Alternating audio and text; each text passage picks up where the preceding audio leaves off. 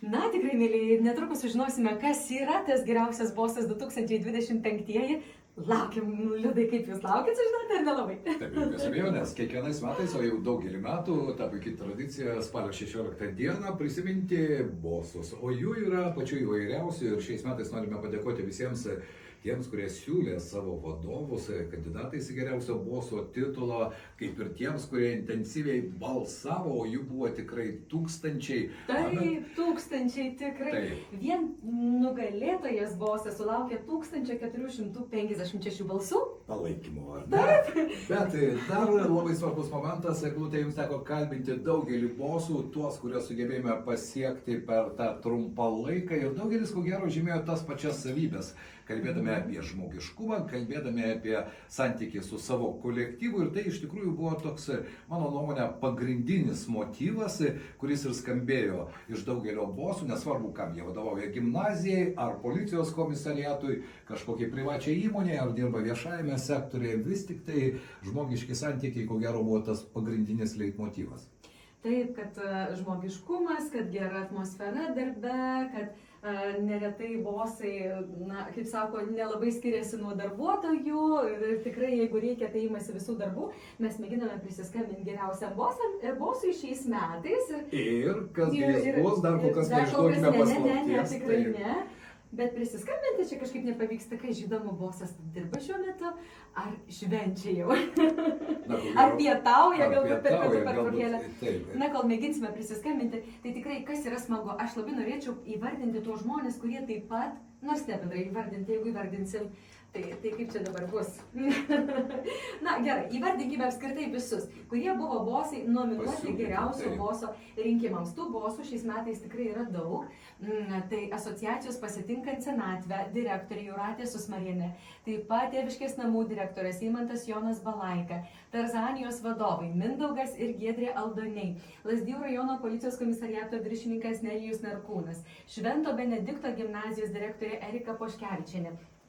Taip pat buvo pasiūlyta vienos iš iki parduotuvių tinklo parduotuvės vadovė Vilma Černiauskienė, taip pat Justinos veterinarijos klinikos vadovė Justina Urbanavičienė, Alytaus kraštotyros muziejaus direktorė Aušra Jurčiukonienė, Alytaus Panemunės progimnazijos vadovė Giedrė Romaškienė, Draudelitos arba restorano Carpe Diem vadovė Eglė Mandeikė, taip pat Ešvara vadovas Evaldas Cibulskas, Lopšelio darželio Du gaideliai ir Linelio direktorė Vitalija Vitkauskienė, Alytaus Piliakalnio progimnazijos direktorė Daiva Rekštienė. Dar ne viską žinokit. Taip, tai galima įsivaizduoti, kiek žmonių, kiek kolektyvė žmonių, kuriems tai irgi yra labai svarbu ir kurie nominavo savo vadovus į geriausio boso titulą. Taip, toliau. Nominuoti buvo Alytaus miesto savivaldybės socialinės paramos skyriaus vedėja Akvilė Voverienė, Giedrė Ilgūnaitė, Alytaus rajono savivaldybės pirminės sveikatos priežiūros centro direktorė, Vaidas Račkauskas, įmonės Skandun direktorius, Dvaro mėsos direktorius Edgaras Mazeliauskas, vienos iš Maksimos vedėja Marija Valaikienė, įmonės Koner vadovas Edvardas Bielskis, Bitės namų vadovė Brigita Lekavičienė, Fabric Air direktorė Onutė Tamulionienė.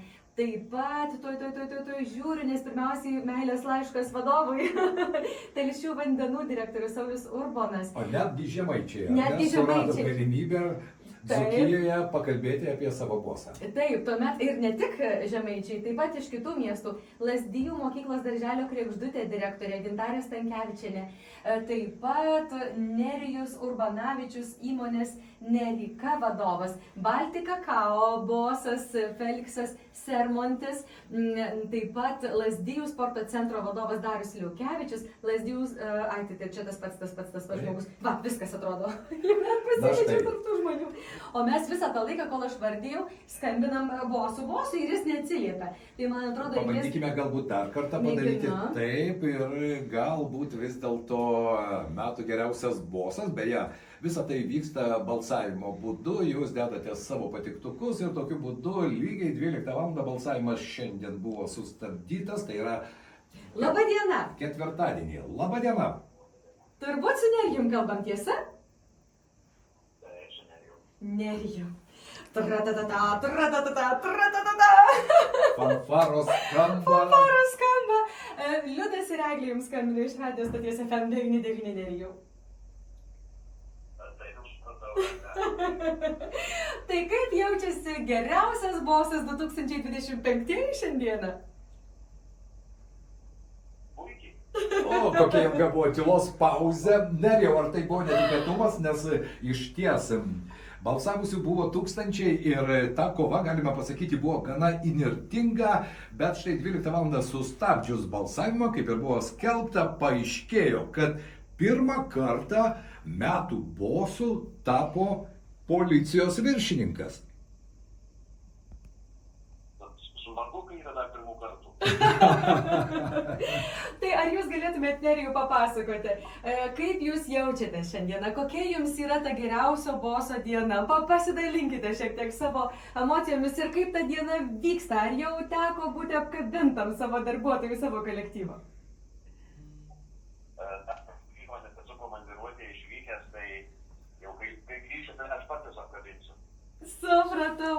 Tai Nerijau, dar pasidalinkite šiek tiek. Tai ką reikia dabar daryti, nes dabargi tiek daug bosų liko be pagrindinio apdovanojimo, o jūsgi tampate geriausiu bosu 2025-ieji. O mūsų studija pilna dovanų. Nerijau, tai nežinau, kada jūs grįšite iš komandiruotės, nes kai kurios dovanos jos negali labai ilgai laukti. Kada jūs užsuksite į mūsų studiją?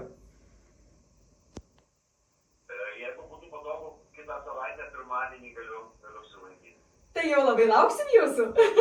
Bet Nerijau, susitarėme, tada ir dovanas atsiimsite ir sėsime į studiją ir pakalbėsime šiek tiek plačiau.